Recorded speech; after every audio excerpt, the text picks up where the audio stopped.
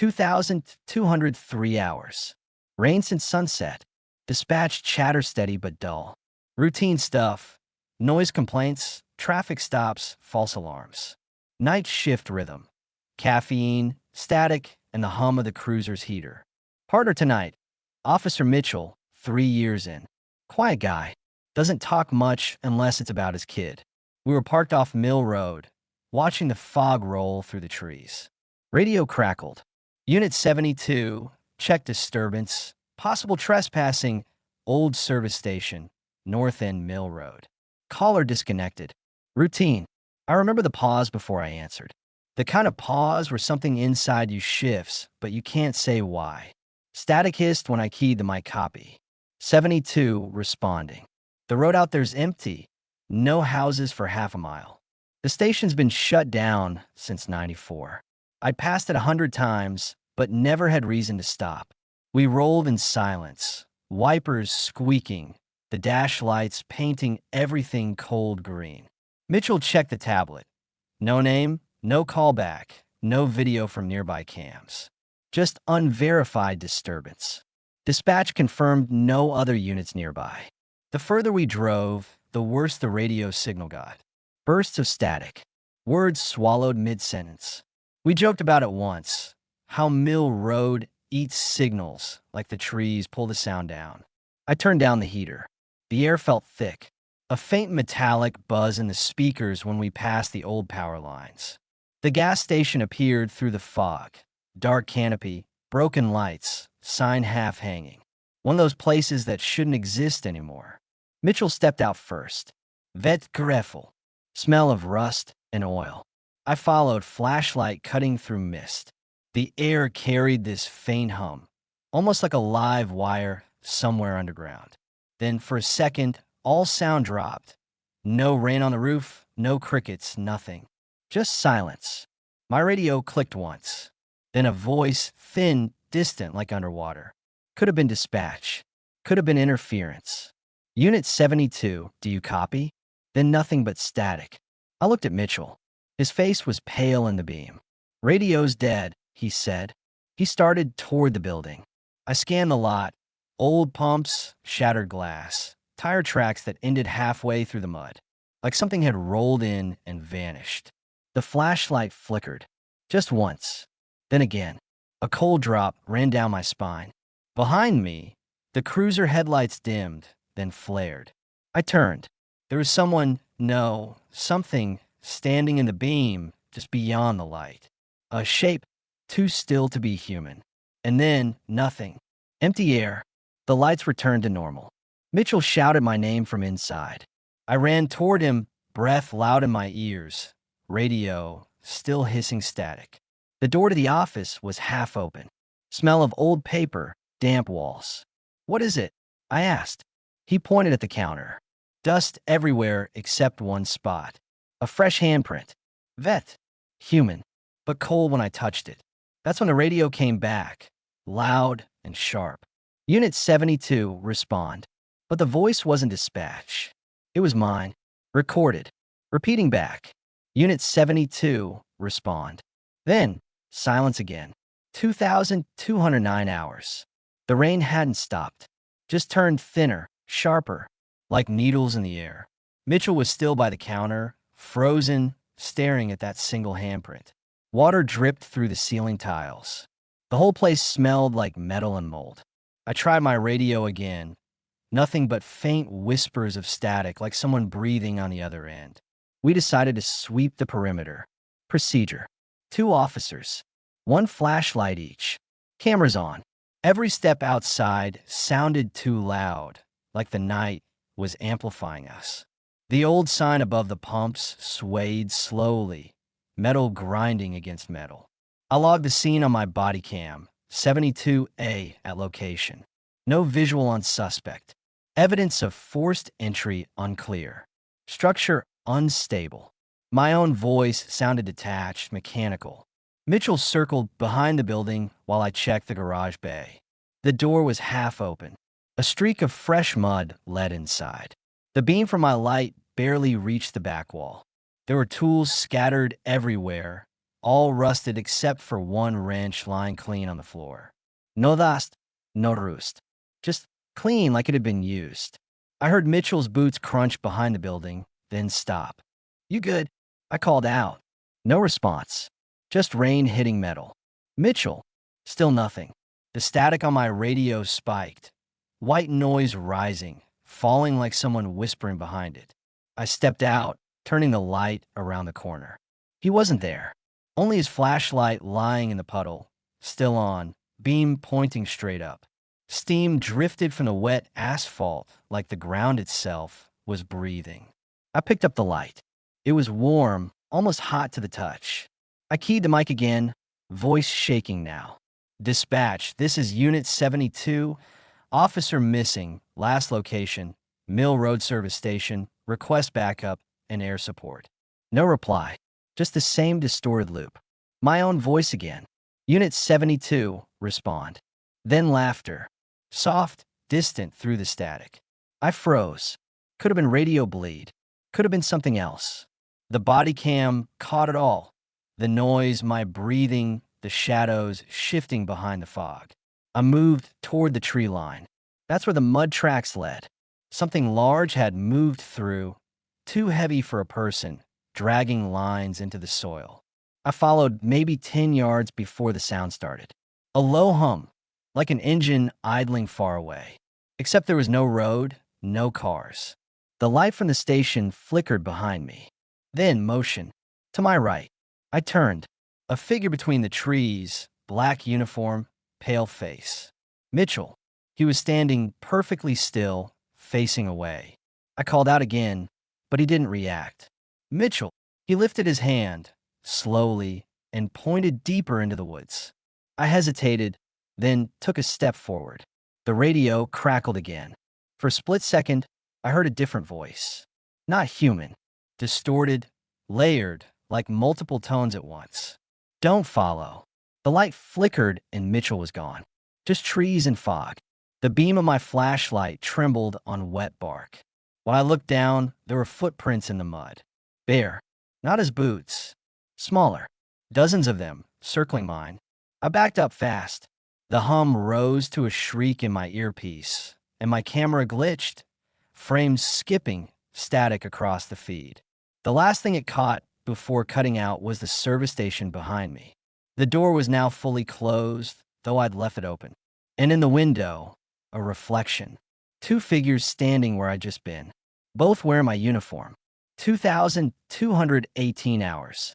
I'm back inside, or I think I am. The body cam shows fragments now. Half-second skips, audio phasing in and out.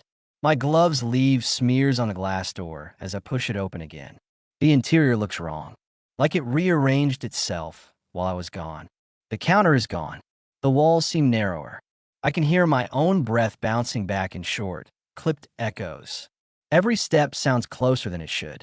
I call for Mitchell again, quieter this time, as if I'm afraid something else might answer. My flashlight flickers over the floor. Muddy prints lead in, not out. Small, uneven like someone walked barefoot through oil. I follow them toward the back hall, past the restroom sign half torn from the wall. My radio hums again, steady tone, low frequency. I lift it to my ear. The sound shifts, becomes a pulse. 3 beats. Pause. 3 again. I realize it's matching my heart rate. The beam catches something metallic. A name tag. Mitchell D. Torn free, bent at the edges. I pocket it. Rain leaks through a broken vent above me, hitting the concrete in uneven drops. The rhythm's off. 1 drop lands, then 2 seconds later another, then 3. Like it's counting. I check my watch. 22:18 still. Time hasn't moved. Or it stopped recording. I whisper into the recorder, "This is Officer Reed, 10-29A. Time discrepancy, possible missing person. Request response." Nothing. The whisper of static feels closer now, almost inside the room. The air pressure shifts. Ears pop, lights dim. Then from somewhere deep in the hall, a noise. Wet dragging. A slow scrape of something heavy over tile. The kind of sound that makes every instinct freeze before your brain can label it. I step back, flashlight trembling against the wall. The dragging stops. Then breathing. Not mine. Slow, labored, wet. Like lungs full of water. I angle the light toward the sound. The beam cuts through dust and catches movement. A shape just beyond the corner. Hunched low, I raise my weapon, standard call-out procedure, but the words feel meaningless. Police, show me your hands. The shape moves, jerks forward like something pulled it by the spine. I fire the light higher, and there's nothing. Just an empty hall, dripping ceiling, peeling paint. But the breathing hasn't stopped. It's closer now. I turn fast. There's a flash of reflection behind me, glass catching light. My own reflection, distorted in the broken window. Only it's delayed. My movements are half a second ahead of it. When I move, it follows. Late. Like playback lag. Then it smiles. I drop the light. The impact cuts the beam to the floor. I can see just my boots in the circle of pale light. Then a shadow crosses over them. My reflection isn't in the glass anymore. It's standing behind me. I spin, weapon raised, but the hall's empty again. The reflection's gone. The radio erupts. My voice again, screaming. Feedback, overlapping, distorted. Fragments of words. Don't look. Leave. Please leave. I grab the mic, and it goes silent mid-breath like it was cut. I run. Not tactical, not controlled. Just running. Back to the main room, to the front door, to anything that feels real. When I reach it, the outside's wrong. The rain's frozen in midair, every drop hanging, motionless. The world's dead quiet. No sound, no hum, no nothing. I try to open the door. It won't move. My hands shake hard enough to rattle the cuffs on my belt. Then, click, behind me. The office door, slowly opening. Light spilling through, faint red, like from a recording light. I walk toward it because there's nowhere else to go. The red light flickers. Inside, an old security monitor plays footage, grainy, timestamp 2144. The screen shows the parking lot. My cruiser, me, and Mitchell stepping out. But behind us, in the frame, there's a third person. No face, just the uniform, standing exactly where I'd seen the figure in the headlights. The monitor buzzes louder, picture flickering. For a second, it shows the inside of the building. The exact room I'm standing in. The same red light, the same angle. And me, watching the screen, only I'm not moving. The static builds until the sounds a scream. I look down. My watch reads 2144. Same as the tape. The recovered recording begins with wind over an open mic. The rain has stopped. There's only breathing, slow, uneven, sometimes catching on a whisper. My voice. I don't remember speaking. If anyone hears this, I'm still inside. The clocks don't move. The doors won't open. The words sound hollow, like they were recorded through water. Something drips steadily in the background. Each drop echoes like it's falling into an empty space that shouldn't exist. I try the door again. It bends under my hand, but doesn't give. The glass shows my reflection, pale, exhausted, uniform soaked in dark streaks that look like oil. I call Mitchell's name once more. The sound dies before it reaches the far wall. No echo this time, just silence thick enough to feel. Then a faint light through the front windows, flashing blue and red. Backup. Relief hits like a punch. I shout, slam my hand against the glass, but the light doesn't move closer.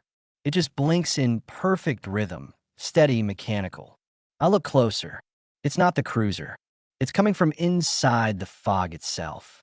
Shapes moving in it, slow, deliberate.